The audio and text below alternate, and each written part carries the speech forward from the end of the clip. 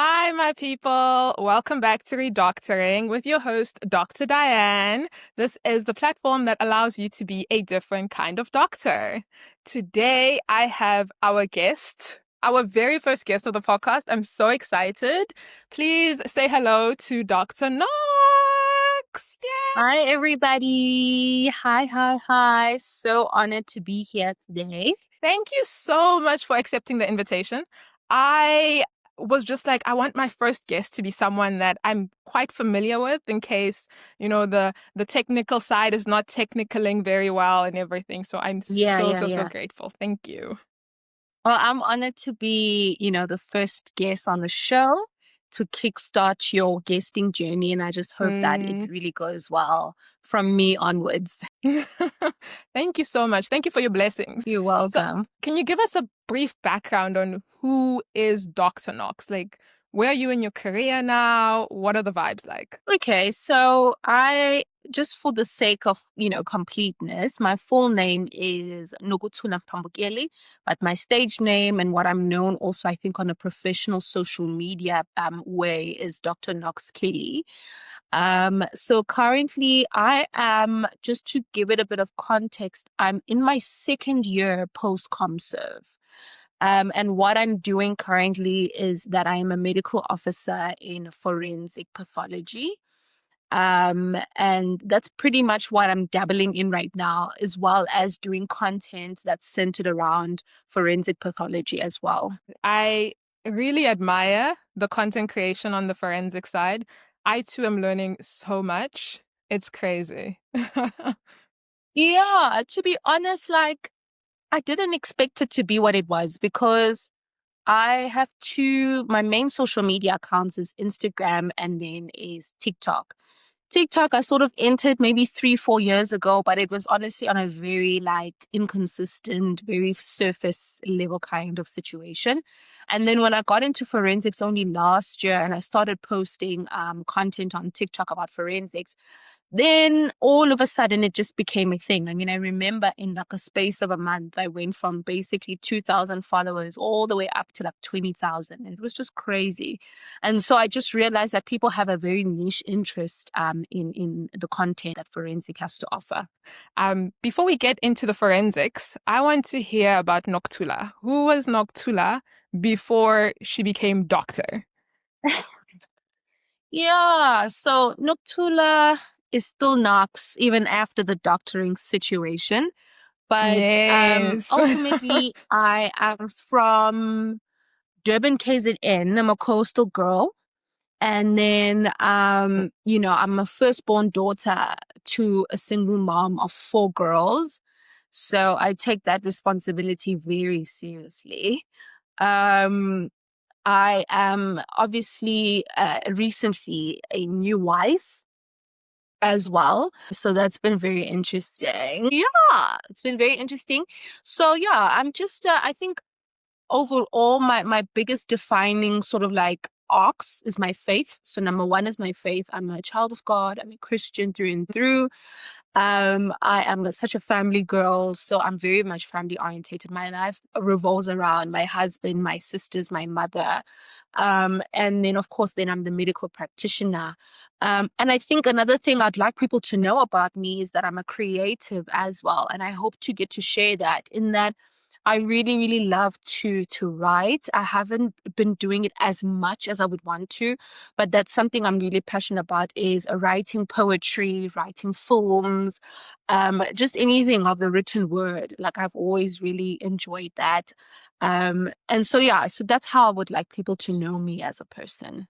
Yeah. I see all these different spheres and they all collide and they make up Nox, who is Yeah. above and beyond the title. And you need to preserve her before anything else. So I love that. I Yeah. definitely Yeah. love that. You mentioned that Thank a you. pillar of yours is your faith. How did your Mm. faith sustain you in the whole medicine journey? There's a lot of You. burnout. There's a lot of disillusionment. There's a lot of stress. Uh, How did your faith sustain you yeah. through all of that? Sure. I think if anything, these kind of situations really just highlight the quality of your faith Because I think at the end of the Mm, day, you can say I have faith, and it's like it's all well and said. But when you're going through trials and tribulations, I think that's when you really get to know the substance of your faith, you know? So for me, I was fortunate that my faith journey began when I was in Durban. So I was 16 years old when I gave my life. So by the time I had entered medicine, I had already established, I think, a good foundation in my faith.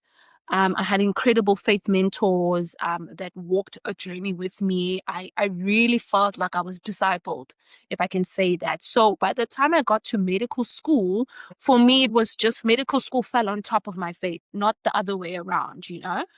Um, sure. there's a plane flying up there, so I hope it doesn't pick up on No, audio. it's okay. But yeah. So then navigating medical school in my faith was for me just, I don't know. I've always lived outside of myself. So I'm not my situation. I'm not medical school. I'm not, the realities of it all happening. I acknowledge that I am going through it and it does come with that emotional aspect to it. But my faith always allowed me to look at it from a bird's eye view, I would say, to say that my trials in medicine are not something that are going to define me, or it's not something that's going to stop me from living the quality of life that I want to live. So Mm, yeah, my faith really was just an anchoring thing, if I could say that, where you know how really medicine, and even after you qualify and you go into the hospitals, into the clinics and all that, you're just faced with very unique traumas, I would say.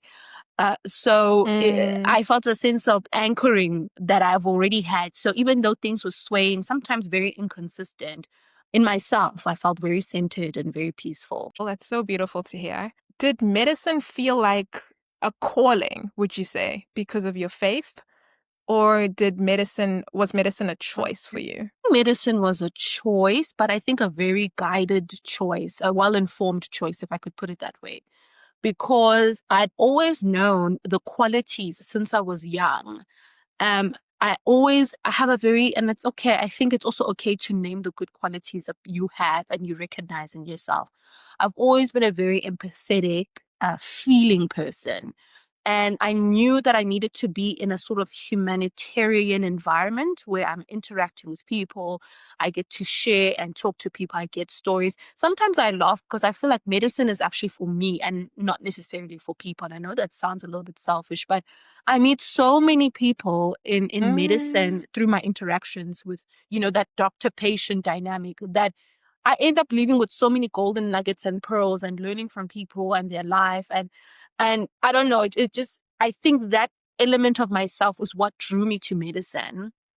And then obviously I thank Christ himself for aligning everything so that I could actually get into medical school, because honestly, I almost didn't get into medical school. So when I got in, I was like, okay, cool. I'm in to be here. Let me make this thing happen. And then just on the front on forensics, I knew I wanted to be in forensics like when I was way before I got into actual medicine, and I knew I wanted to be a doctor. I was very, very fascinated by forensic science. I remember there was a show on ETV, I think, that used to play every afternoon called Forensic Files. I never missed an episode. It was just like the most juiciest information that was out there for me. And I just remember I want to be a part of this world. Like that was something that I had already, like from a very young age, had decided, in my heart. But you let life happen to you. I personally am a believer of let life happen to you. Stop always trying to control life.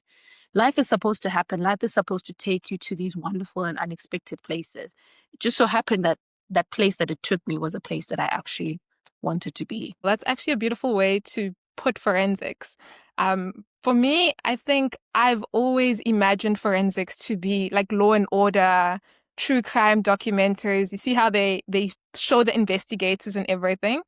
Is that the Yeah. reality of forensics? Yes and no. I think it's much more relaxed, in my opinion, than the TV would probably, it seems a bit high paced on TV. You're going here, you're going to the scene, you're going to the lab, you're going to, there's that up and downs, Yeah. but I think it's a bit more stable. It's a bit more stable than that. Especially I think for the doctor, because obviously there's different roles within the forensic pathology setting. Overall, it's one of the most peaceful jobs I've honestly had the pleasure of being a part of. On a typical day, I just get to the office, I get my cases, I review them, I go and do the autopsies, and then I sit and compile my reports. And that's literally how my day mostly looks like. Then in between, yes, you'll get the going to the scene, the court, having to, meet up with the investigating officers like the police and things like that. But on a day-to-day, it's mostly a very stable job. Oh, wow. No, it sounds like you have a lot of work-life balance in it. Yeah, I would say it definitely in my experience, because before I started working in forensics, like many of our South African doctors post-comserve, I was unemployed and just like hustling. And I got to work in, your ERs in different departments, GPs and other things. And I think ultimately for me, what I'm doing now definitely offers a better life balance than other departments that I've been fortunate to work in. Yeah. Wow. No, that's quite interesting. That's quite interesting. And it's something that unfortunately we don't have a lot of exposure to. Forensics, for example. I remember in medical school, we went Mm, to the morgue for 1 week and yeah. everybody has a tough time seeing, deceased Yeah. individuals for the first time. What Yeah. advice would you give to a medical student who is curious about forensics? Because some Mm, people actually saw the humanitarian side to forensics. mm, What mm, mm. advice would you give towards them? You know what? I think at the end of the day, if you search for something, you'll find it. So if you feel like forensics is something you want to know more about, then you have to put your feet to the ground and find this information and find these places where you can get exposure. So for me, what happened, I was very fortunate in medical school. I'm not sure, Diane, because you were there, and if you got the memo as well. But in in second year, our pathology lecturer, I think it was a Dr. Osterhazen or something like that. I know she was a Caucasian lecturer, Yes. and she posted on one of the groups to say if anybody is interested in coming to observe an autopsy, because she was teaching anapath students or anatomical pathology students, she's like, you are more than welcome to come. And I was like, oh, and this was before we went to the mortuary, because that was our third year rotation. I was like, oh, great. This is a great opportunity. And I remember going with Mm, one of my other friends from class, and it was such a nice, controlled environment to be introduced to a autopsy as opposed to the mortuary, where it's quite chaotic. There's a lot of, deceased individuals. Everybody's just working and doing their thing. And with this particular incident where I got to observe an autopsy in a controlled environment with a lecturer who was actually going through it for teaching purposes, I think made a huge difference for me personally. By the time we got to third year and we got to observe the autopsies, I was so relaxed. I was like, okay, I've seen this before. This is great. I know what's coming. So I think for someone who's mm, interested in doing forensics and wants to know more, is go to these departments. There's anatomical pathology that's there in the university. You can speak to one of the lecturers there or your pathology lecturer and say, is it possible that I could, observe an autopsy when you are teaching? You could also definitely approach the mortuary directly, and it doesn't need to be in third year. You can go in first year, second year. You can even go after. Why I say that's important is because when you need to apply for forensics, it's nice to show them that you had an interest by going in your extra time, which is what I did in my ComServe year, to go and observe autopsies in the mortuary. Also, and the internet is a really fabulous place. On YouTube, there are plenty of doctors who, I don't know how they got the permission, but they posted their autopsies that they were doing in their institutions there. So there's plenty to wow. watch, just so you have an idea of what it's about. And then, of course, you can check out my social media page, Nox Keli, on TikTok, and you'll get you'll get more information there as well. Yeah. Definitely. I love how you said basically you need to take initiative and you need to Yeah, go to these people and to these places. Another thing that I think we don't talk enough about in medicine is networking. Because when for somebody sees sure. your face more often, they're more inclined to give you opportunities, and that can even For translate into sure. a job one day. Yeah. 100%. So now with forensics, 100%. I've always wondered, you see, when you're working in the ED, a good day is, you have a successful resuscitation. When Yeah, I was in ICU, a good day was discharging a patient to the ward. What is a good yeah. day like in forensics? Because you are already with patients after their life has left them. So how do Yeah. you, like, you come into medicine, you hear everyone say you're saving lives, you're saving lives. Now in Yeah. forensics, what is the good aspect that's, I don't know if you Mm. catch what I'm trying to say. I catch you 100%. A good day for me would probably be when we don't have cases to do. When nobody passed away and nobody's there at the facility. So that would be a very, very good day. Yes, But other definitely. than that, if we do have cases, a good day, I think on the academic front would probably be seeing something that you typically don't see in terms of cause of death. Because, I mean, we know the saying in medicine, common things occur commonly. So people actually pass away in very common ways. But when you see it on the other side where you don't see the commonality in it, and it's something interesting, new, different, that requires a bit more research, a bit more reading, a bit more, asking your seniors and stuff. Now that's when it really is a good day because you just get to learn. We do Yes. have overtime. We do, but it's a little bit different, obviously, because our job, I don't know, our job is so unique. It just doesn't fit quite nicely in the system of, your typical medicine. But what we do in overtime is that we will be on call for like a whole week. So what that basically means that in that week, basically for 24 hours then, you are the person that you can be consulted. So the investigating officers can consult with you. People in hospital can consult with you if they need to know something related to forensic pathology and cause of death and things like that. It also means that you are the person that gets to be called on the scene. So if there's a specific type of death that needs your sort of like expert witness, sort of your expert testimony and your medical knowledge, then you'll be called out to the scene for that.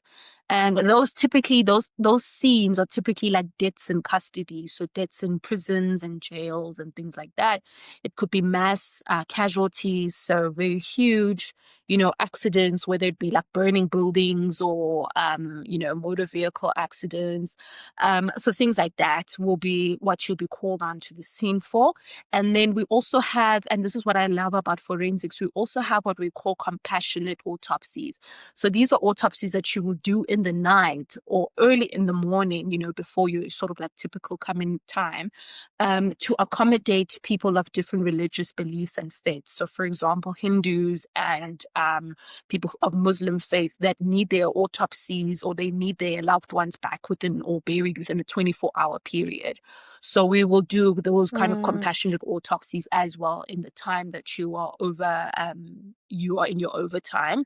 And then of course the administrative aspect as well, which includes just typing out your reports and making sure that you're up to date with your administration as well. okay. No, it doesn't sound that bad. It doesn't sound that bad, honestly. Yeah, it's manageable. I think it's very Mm. manageable. It's very fair. It- Which is beautiful to hear because a lot in medicine can feel very unfair, especially when you're just starting out. So yes, I want to 100%. pivot from the forensics to your Yes. LinkedIn. When I found you on LinkedIn, Oh, I saw yes. MBA, MBA, I don't know what it's called. MBA, like Yeah, you are so in the journey MBA of acquiring your candidate. MBA. Yes, MBA candidates. And I was like, wow. So can you please tell us what's the thinking behind being a doctor and getting an MBA? Yeah, sure. So I always knew that I wanted to get a master's or another qualification post, getting your degree. but I wanted this particular qualification to allow me to enter into spaces that my medical degree typically wouldn't allow me to enter, at least not in the front door. Um, so what I did is I did some research as to, okay, what would be this qualification? Because I had a couple of very pivotal moments in my community service, post-community service year that led me to then officially say, I'm going for it. Number one was definitely the unemployment situation. Was like, okay, I Sure. just did a 6-year degree and I'm unemployed. That doesn't make sense to me. Why can't I then, if I can't do clinical medicine, why can't I do non-clinical medicine? Why is it so difficult for me to make that transition from one place to another when I have such a pool of knowledge? That was number one. Number two, when I did I started out in forensics as a sessional doctor first before I became permanent. And in my sessional time, I was, without mentioning any names, I was really under terrible leadership, in my opinion. Terrible leadership. Oh. And leadership in medicine is a very, very tricky thing to navigate because I feel like we're one of the most unchaperoned leadership spaces. You know, we equate you being a specialist with an ability to lead. And that's not always necessarily the case. People in corporate are equipped to lead. They're taught how to lead groups of people that come from diverse backgrounds, that look different, that have different personalities and have different sort of positional hierarchies, and how to handle this bunch of people in a very ethical and respectful manner. And I think in medicine, we really, really lack that kind of leadership in the healthcare space. And so after having these sort of like micro insults, so to speak, I made a decision that, you know what, I'm going to equip myself as a healthcare practitioner with the skill to lead. Because leadership, yes, it can be innate where you have these sort of like better personalities to cultivate groups, but the reality is most leadership is actually taught. And so I was like, I can learn to be a good leader. I can learn how to, especially in the unique context of healthcare. And so I was checking different programs to see would public health make sense for me, and it just didn't make sense. I was like an MBA, but an MBA, I wanted to speak to what I'm doing because I didn't study for 6 years just to completely jump ship. The skills that I've amassed must still Mm. continue to carry me forward. So I said, okay, let me continue looking. And then I saw at Wits that they were, because that's where I'm doing my MBA, at Wits we're doing a program where it's MBA specializing in healthcare leadership and management. And so I was just like, bingo, that's where I need to go. Um, I think Stellenbosch also has a similar program, but it didn't make sense because I'm here in Johannesburg. So Wits makes sense. It's literally down the road from where I stay. So yeah, that's how I got Mm. into that program. And to be honest, only now being in the program is my mind really being sort of like, what's the word, deconstructed in terms of the possibilities of someone who has a medical degree or someone who's in the healthcare space. There's just so much we can do. There's so many places we can go, but we don't get this information in medical school up front. So it really takes someone to maybe go into a whole master's degree before you can get this kind of information. Definitely. I think something that you said that I resonate with so strongly is the leadership perspective of being a doctor. You know how when we did those ACLS, BLS courses and they say, no, you are the leader in every single resus? What does Yeah. that even mean? You know, like we do a course that says you are a leader, but we don't know the full capacity of that. We don't know how to lead in, the mundane, but then also the very specialized critical environments. And like you said, some Yeah. people are born with it, but others, some of us, if we don't have the quality, how do we acquire Yes. that? And that's something so real that I Yeah. see a lot of the doctors with MBAs talking about on LinkedIn. So it's Yeah. Yeah. definitely, it's a soft skill that we need to It's a focus a soft lot more skill. of in medicine. Mm. Yeah, Mm, no, most definitely. for sure.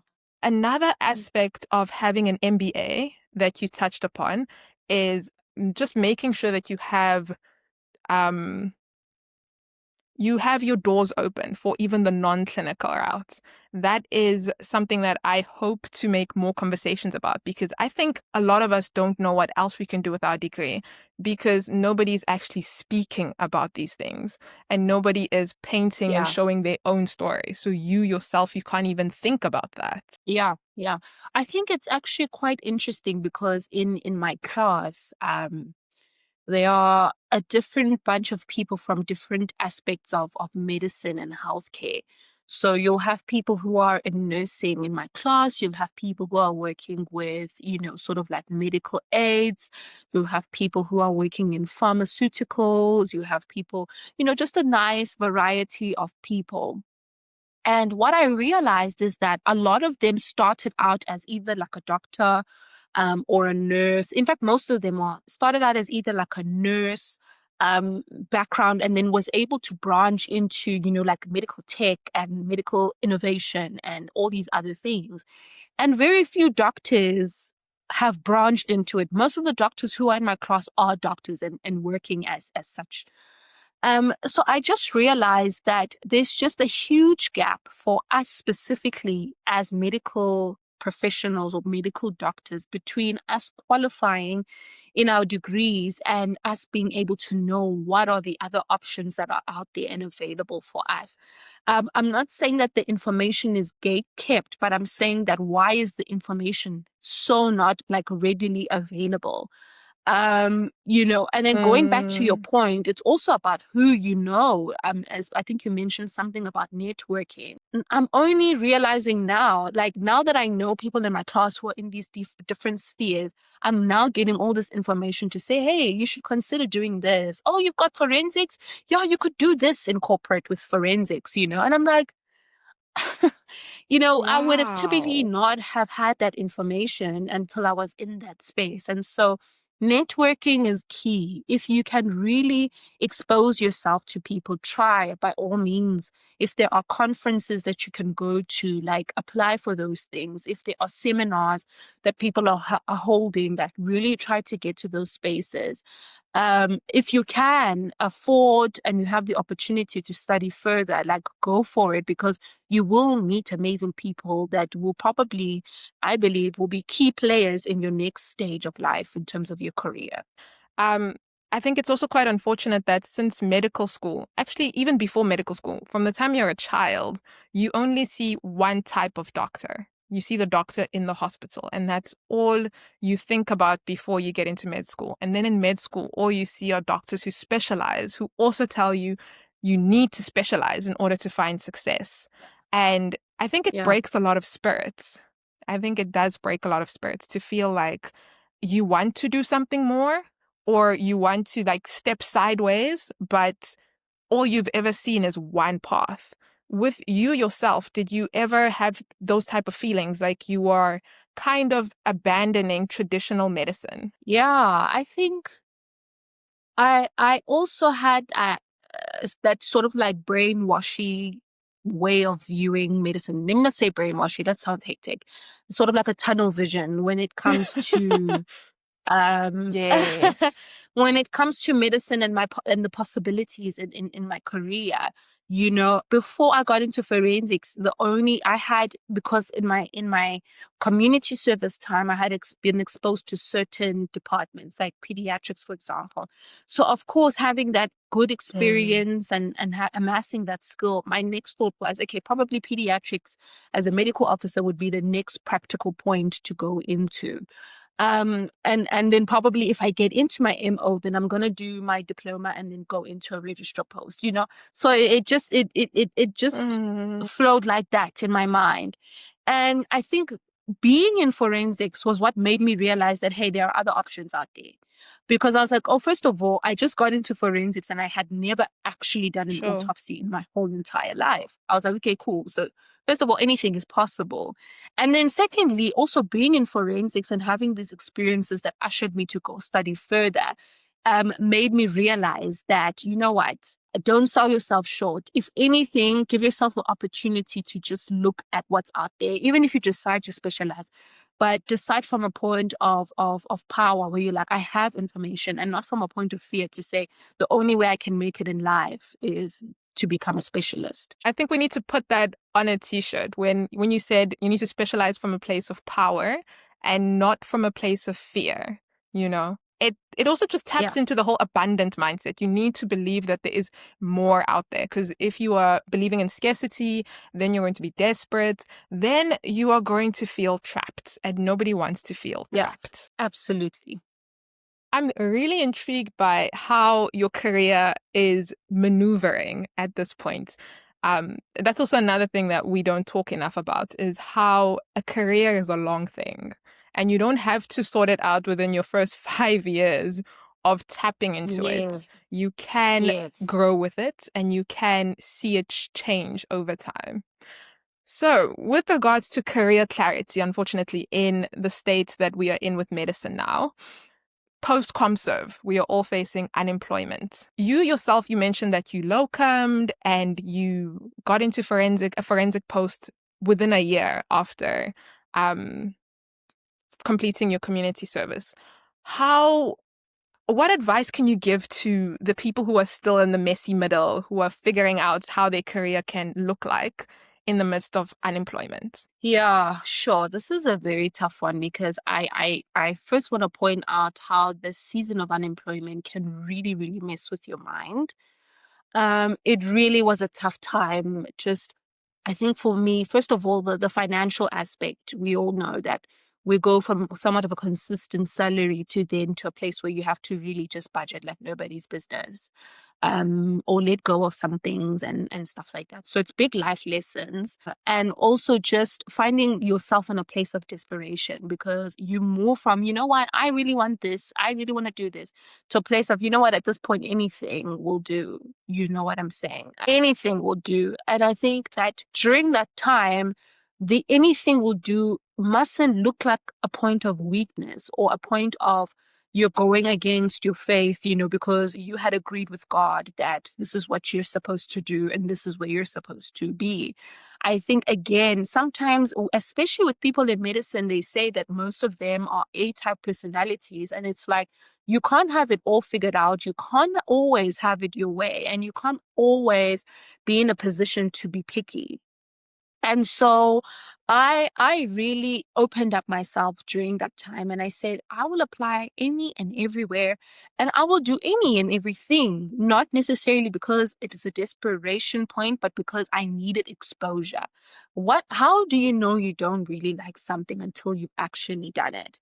Like, yes, we can all say, I don't Sure. like surgery because, we had experiences in internship, but your internship experience is not your experience as an independent practitioner, for example.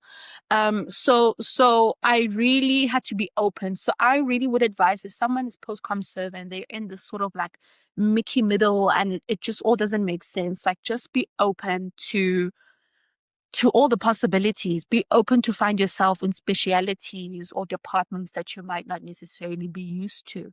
Be open to having a moment of just not having things go your way. I think that's one thing that I really try to do, and I also was guided by people around me who, really just woke me up and say, "Hey, girl, you're not the only one. Like." People go through this all the time. It's not unique to medicine to be Mm. unemployed. It's not unique to medicine to have to hustle. It's not unique to Mm. medicine to have to figure it out. Like everybody goes through these seasons and you need to, during that time, really build yourself in terms of your character, in terms of your understanding of self, and in terms of the possibilities. So I think ultimately is don't look at this time as a time of fear, but as a time of possibility. I think you've mentioned it. Adopting a mentality of abundance will really help you during this time. And then, of course, the practical things is really to knock on every door.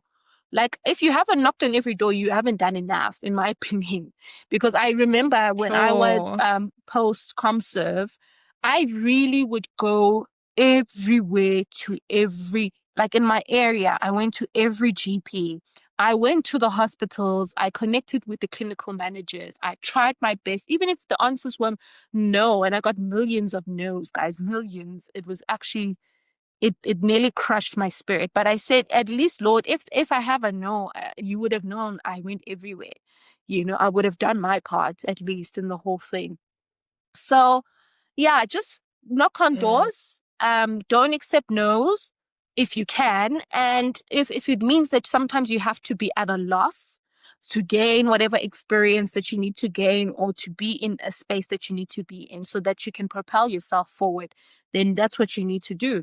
Because I remember when I got the sessional post for forensic, I was not happy at all because I was like, that's half the typical salary that I'm used to.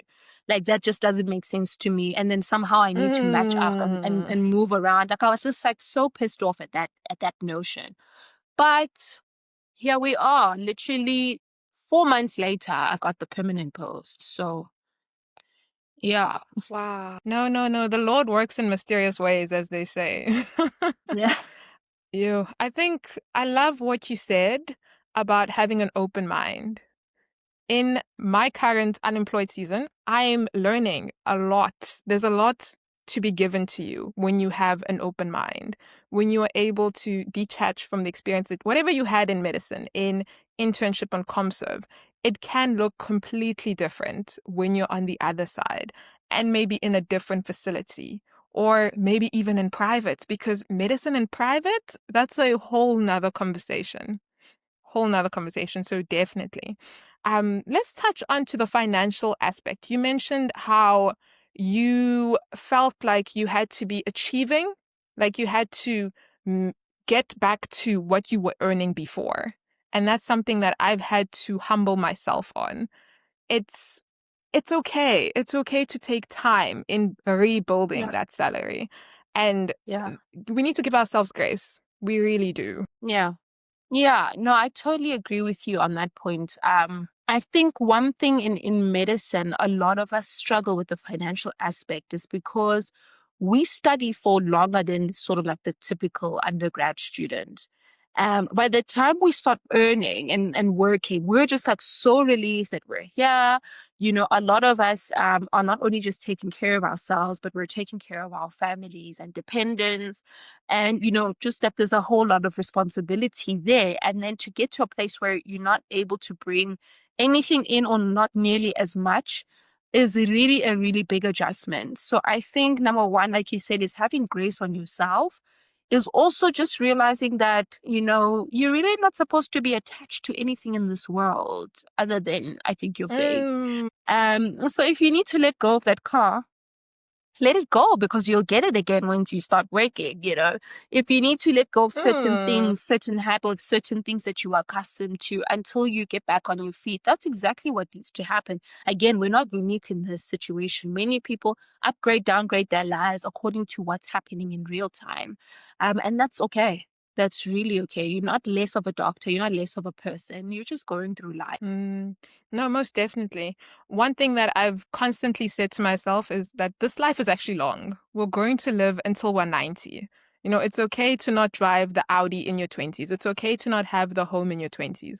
If you get it in Yeah. your 30s, or if you sort out your career in your 20s, it's okay, you know? Yeah. But yes, I think all of this also just ties into the fact that when you are someone with multiple identities and you're not just basing your identity in your job, that is where you can have a lot of freedom with your mind and you can have Mm, a lot more stability in uncertainty. And that's something that you yes. displayed earlier on when you gave us your background. Have you always been like that, or did you have to work harder at maintaining who Knox was in the midst of medicine? Or how did you go about that? Shem, I would like to believe I've always been like that. I've always been settled in myself. I've always been settled in myself. But to be honest, the last 3 years, like from community service into from internship, second year internship into community service, it's been tough, man. I think it's also just the surge of growth as a human being, you know. You really can't be the same person when you're 20 versus when you're 28. So I think a lot of these like sort of like experiences and things have just started to I started to question myself a bit more to say, hey, girl, like, are you okay in this regard? And I think this is one thing, if you can really adopt, is a sense of self awareness and in introspection, is to say, okay, identify yourself in those different seasons. Like I saw that, okay, when I didn't have money and I was unemployed, like certain things popped up for me. Why did I react this particular way to this kind of circumstance? What informed that reaction? And I would speak to people that I loved and trusted about that, and they would give me perspectives. I would read about it. I would check the net to find out if my reaction was, so to speak, valid for such a situation or for such a circumstance.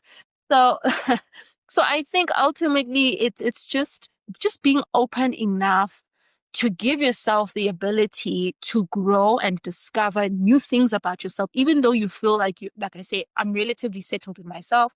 I've always been a relatively calm, cool, collected person. I get on with it even when life is throwing, stones. Like I'm busy dodging and keeping it moving. But at the same time, it's like Yes. you still need to observe yourself, and you still need to identify things in yourself that don't serve you in terms of your career, in terms of your life. Like I know for myself, like I perseverate a lot of the times on things that didn't go my way. That's something that I would do. Like, why didn't it happen this way? I did everything right. I wada. And it was like that kind of perseverating did not serve me. And it's something that I want to do away with. So I had to work on that to say, okay, if things don't go your way, it doesn't mean it's a shortcoming of who you are and yourself. It just means that life is dynamic like that, and it gives you different things at different times. Yeah. No, most definitely. Um, I relate to the overthinking. And it's quite interesting how we always overthink the bad things. We never overthink the good things. Right. We never do.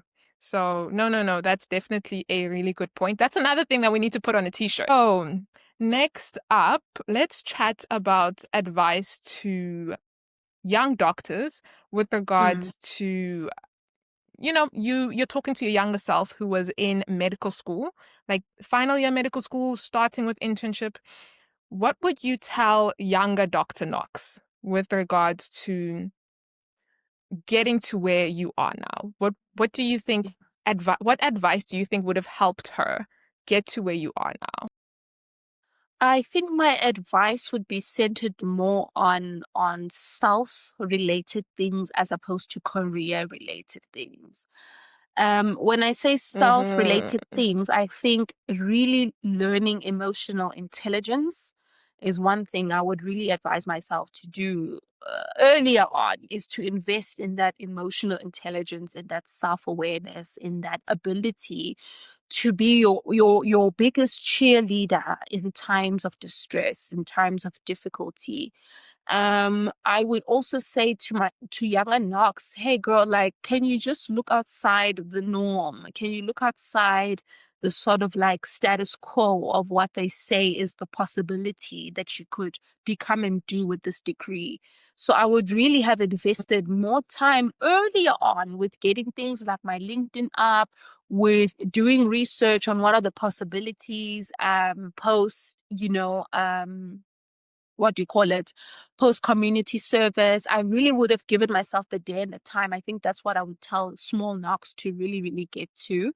And then I also think financial literacy is one thing that I would say to get on that bandwagon as quickly as possible, is really know how to make money work for me and work to ensure that I'm somewhat stable, even when it's not there, because I would have set up certain systems that would allow me to stretch my rand as far as I could possibly stretch it. So I think that is the big thing. Yeah, those are the three main things. Financial literacy, I don't think you can ever get enough of that. You genuinely can't. Yeah, the quicker you can get into it, the better. Mm, okay. And now, with regards to your faith, how have you integrated your faith into your job? I remember when I started working, one Mm, of the things that my mom told me actually was, you need to pray for your patients. You must always cover them in the blood of Jesus. You need to give them up to the Lord before you even start to work on them. mm. And it's something that I haven't been really good at because sometimes I only had the capacity to keep myself standing. And I was just like, I can't extend this grace to my patients, unfortunately. But how have you been able to manifest your faith, practice your faith, Yeah. if that's a better way to say it, in your job? Yeah. I think for me, my faith approach is very practical. My head is not in the clouds when it comes to faith. Make of that what you will. But ultimately, for me, how I treat people is honestly the extension of how I feel and know God treats me. So I think with medicine, it does get to a point where you're overworked, overstretched, where you're treating illness and not person, where you're not mindful of, the social, psychological background of that particular patient that informs some of the decisions that they make, even though in the science aspect, you feel like you know better. But that person functions in a different reality from you. And I think the grace element and the belief system element for me says that because I'm a child of God, I need to adopt an understanding of this person, not as my patient, but as my brother or my sister, you know? Wow. So by treating a patient in that way already, I think it breaks down a lot of barriers because first of all, how I'm going to greet you and treat you is not going to be from a place of I know better than you and you need to listen to me because I have the knowledge. It's going to be from a place of you have every right to yourself, to your body, to your thoughts, and I need to respect that, whether it makes sense to me or not. So when I treat, that's my first stance. And then my second stance is that I'm a human being myself. Like I also don't make the right health decisions when it comes to my life. I mean, really, I will tell you, don't eat this Mm. and then I will leave and drive to McD's an hour later to go get lunch. Like, what are we talking about here?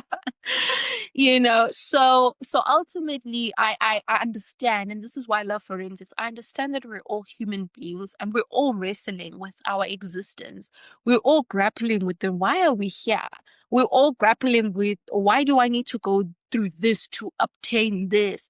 This is why we need God in the first place, is this anchoring knowledge that you are protected, you are loved, you are important. And having that knowledge and functioning in a world that's so unstable, in my opinion, I think for me is how I always see my patients and I always see people is knowing that we're all in the same mixed masala situation going on here. And we're all just trying to live and survive. And so I have so much grace and compassion for that. Yeah. Oh, no, that's so beautiful. That's so beautiful. And definitely, there's so much hope even for the future with the way that you put it. If we can all just remember that we are all in this mixed masala and we are all doing life and life is coming at us at different kilometers per hour, I think will even help each of us just show more grace even to the next person. Like just be more kinder, be more aware. And Yeah. that's a beautiful note to end our conversation on. Oh, Yeah. girl, please tell us, where Girl. can the people find you? On LinkedIn, on Oh my. TikTok. Guys, you can find me on TikTok, Facebook, Instagram. My name is Dr. Nox Keli on all platforms as well as LinkedIn. Obviously the TikTok is for the educational forensic perspectives. The Mm. Instagram is more the lifestyle, the soft stuff. You can get to know me outside of like the sort of the professional life. Facebook is just there because it's the first one that we all got before these other two came by. So what did you? No, definitely. No, even my mom says I cannot delete the Facebook because there's random family members that I need to Yeah. keep in contact with over there. So I hear you. Absolutely. Thank you so much. But before we go, also thank you to you, for just putting yourself out there in ways that maybe you never thought you would. I think it takes so much bravery and so much courage to say, you know what, let's see what are the possibilities out there for me.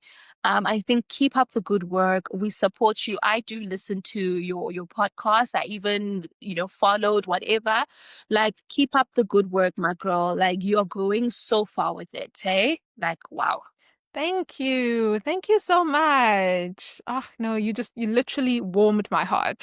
Oh, wow. No, we'll definitely have a part two. We'll definitely have a part two conversation. I enjoyed this. And I hope Mhm. everyone who's listening also enjoyed this conversation. Like you heard, you can catch Dr. Nox on most platforms, specifically TikTok. I'm hyping that one because that one is giving. But yes, with regards to redoctoring, thank you so much for listening. Thank you so much for watching. I hope you have enjoyed this conversation and you felt like a fly on the wall with some of the tea that we spilled. Definitely, I'll catch you on next week's episode. And like, follow, subscribe, share, do all the nice things that you have to do. And my name is Dr. Diane, and I'm giving you permission to be a different kind of doctor. Bye.